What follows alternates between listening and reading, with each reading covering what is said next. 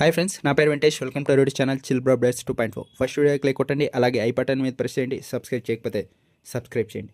ఇంకొచ్చేసి అమర్దీప్ అలాగే అర్జున్ వీళ్ళైతే హౌస్లోకి వెళ్ళారు. వెళ్ళిన తర్వాత రాముని అయితే ఎలిమినేషన్ చేశారు. అంటే మిడ్ వీక్ ఎలిమినేషన్ లాగా ప్లాన్ చేసి నువ్వు ఎలిమినేట్ అయిపోయావని బయటికి తీసుకొచ్చేశారు.